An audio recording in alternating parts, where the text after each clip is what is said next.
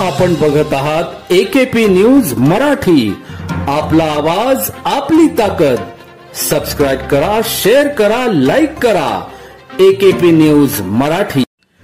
3 दिवसांपूर्वी झालेल्या लहान मुलांच्या वादातून एका युवकास काही महिला व मुलांनी मारहाण करत त्याच्या डोळ्यात मिरचीची पूड टाकून धारदार हत्याराने पोटावर व डोक्यात टणक वस्तूने जोरदार प्रहार करत त्यास ठार मारल्याची घटना रविवार 24 नोव्हेंबर रोजी रात्री 11 वाजेच्या सुमारास विडी कामगार नगरात घडली।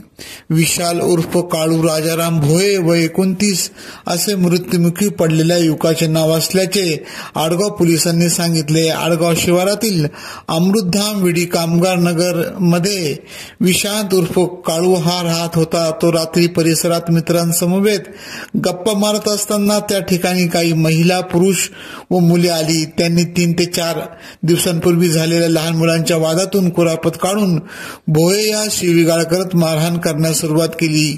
काही महिलांनी त्याच्या डोळ्यात मिरचीची पूड फेकली। त्यानंतर जमावाने त्याच्यावर सशस्त्र हल्ला केला। घाव वर्मी लागल्याने भोये रक्ताच्या थारोळ्यात पडला। आडगाव पोलीस ठाण्याच्या हद्दीत रात्री उशिरा ही घटना घडली। रक्तबंबाळ अवस्थेत विशांतला खासगी रुग्णालयात नेण्यात आले, मात्र वैद्यकीय अधिकारी यांनी त्यास मृत घोषित केले। त्याच्या पश्चात आई, वडील, भाऊ असा परिवार आहे। AKP न्यूज साठी ब्युरो चीफ अनवर खान पठाण, नाशिक।